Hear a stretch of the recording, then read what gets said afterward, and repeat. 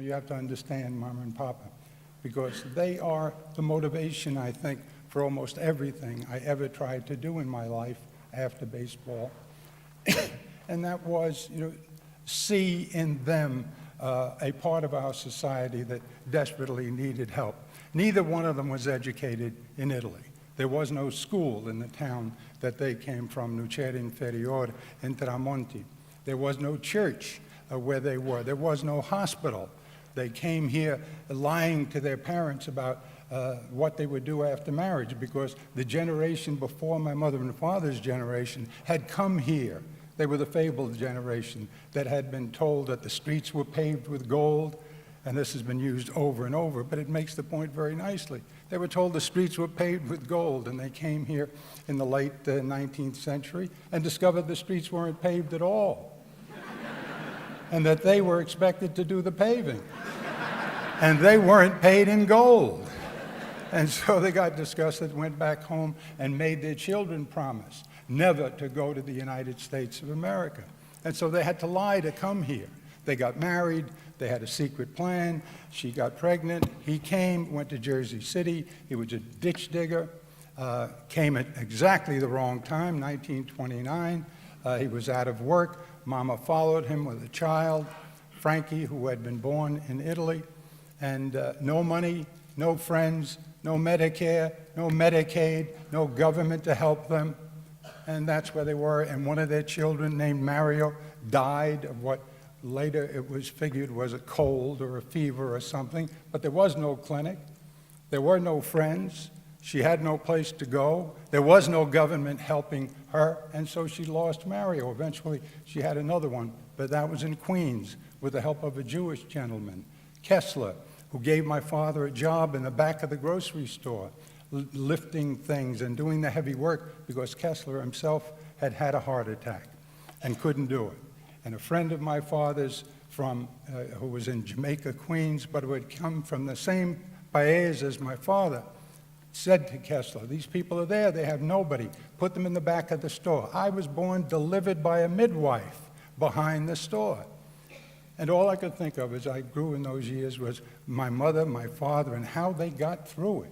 How did they manage to do it? How did they eventually manage to have 4 children, get them all educated, and live a very good, solid life, never with any elegance, never with any extraordinary comfort?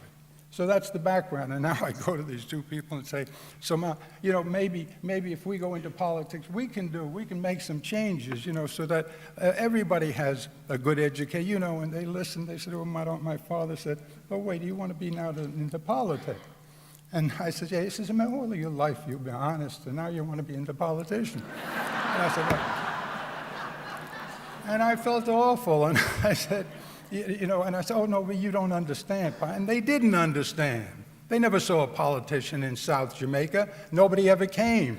Nobody ever would. We didn't have a policeman on the street in South Jamaica. We identified ourselves by our police precinct. Where are you from? 103rd Precinct. Ooh, I'm not going to mess with you. That's where we came from. And so with all of this background, I could understand how they were disappointed. I thought about it overnight, and I had a plan. I went back to them the next day, and I said, especially to my mother, who was particularly bright, I said, Ma, listen, in Italian. I said, this is the way you get to be a judge, by being a politician. And see, the image of the judge meant everything to them. The judge is up there. The judge wears a gown.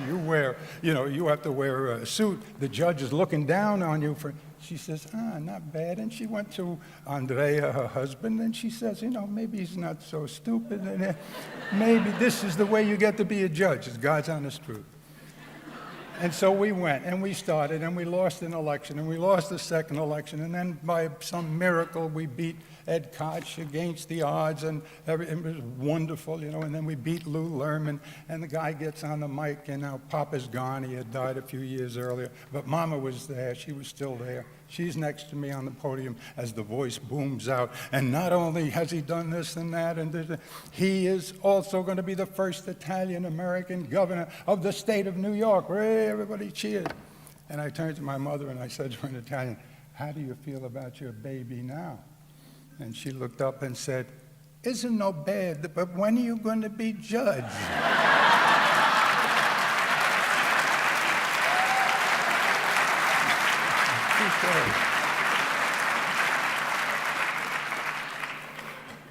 She died at 95. Thank God she didn't know. I twice had the chance to be a judge and said no. She never would have forgiven me for that.